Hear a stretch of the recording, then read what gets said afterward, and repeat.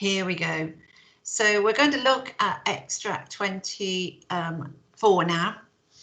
And Sebastian, before this scene, Sebastian has caught sight of Viola and he is sort of bewildered. I can't believe he really is, that there's a man there who looks exactly like his sister and whose father was called Sebastian, had a mole on his brow, and now Viola reveals all. So if nothing lets to make us happy both, but this, my masculine usurped attire, my men's clothes, do not embrace me, till each circumstance of place, time, fortune do cohere and jump, that I am Viola. And that's the first time you hear her name. So if you were watching this at the beginning, when it wasn't famous, you've not seen the script, you've just watched it, you wouldn't know the name Viola at all. And then you can see that colon there. Huge moment of reaction on stage. So you want to really milk that and have some whooping on your onstage audience, if that's where you've done it. So, which to confirm, I'll bring you to a captain in this town where lie my maiden weeds, my woman's clothes, by whose gentle help I was preserved to serve this noble count. All the occurrence of my fortune since has been between this lady and this lord. Carry on, Sebastian, please. So comes it, lady, you have been mistook, but nature to a bias grew in that you would have been contracted to a maid, nor are you therein by my life deceived. You are betrothed both to a maid and man. Okay, so it's slightly awkward, and they do it brilliantly. It's a sort of comic awkwardness. Oh, you've married by mistake. Oh dear, that's a bit embarrassing. And I just want to see what they've got for nature to her bias.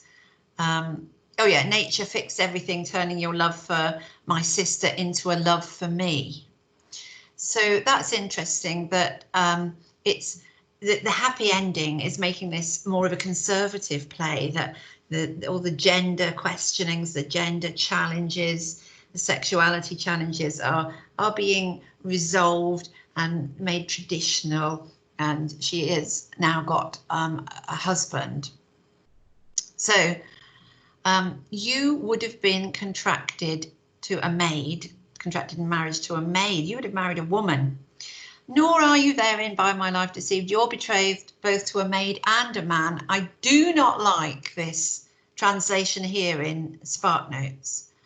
I think you're betrothed both to a maid and a man means to him and Viola, that, you know, that their kind of duality, because SparkNotes here thinks you're betrothed to a maid because he hasn't had sex, because he's a virgin, he's a maid.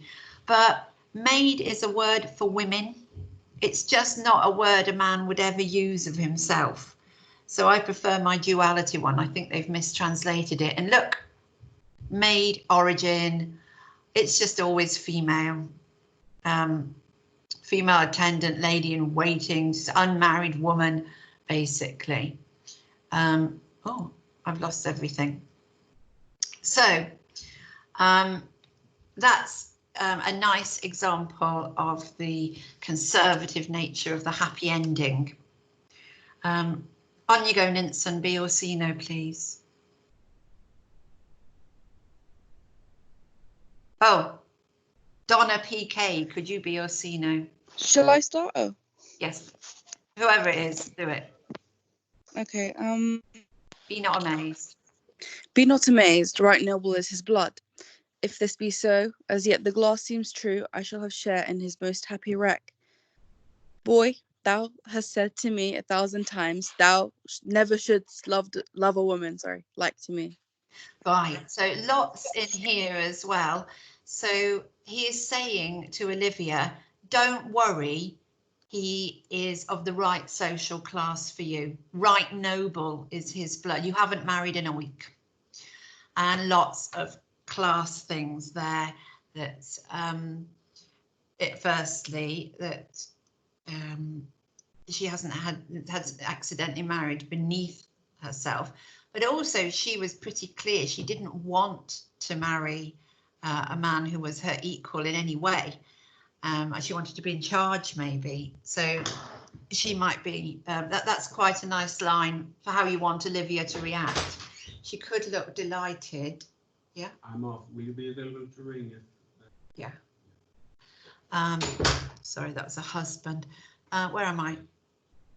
Oh, yeah. Oh, I've lost my thread, but I'm sure I was saying something about, do you want Olivia to be delighted? Hooray, I haven't married an oik, or do you want her to be really fed up? She's married a manly man and someone who's her equal, who is therefore going to assume charge of the house. And then he turns to Viola, and there's another big thing here. You need to put a big ring round boy.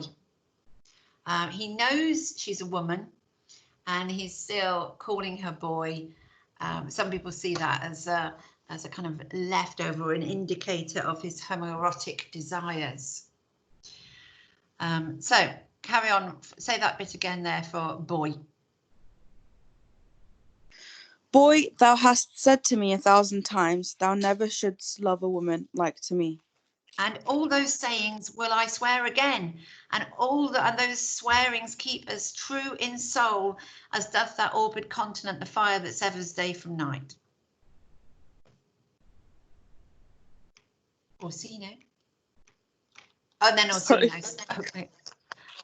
Give me thy hand and let me see thee in thy woman's weeds. Okay, so it ends with, give me your hand in marriage, and I want to see you in your woman weeds. I think that's quite clear for clothes, because clothes come from cotton and linen that are plants. So that's why weeds means clothes. So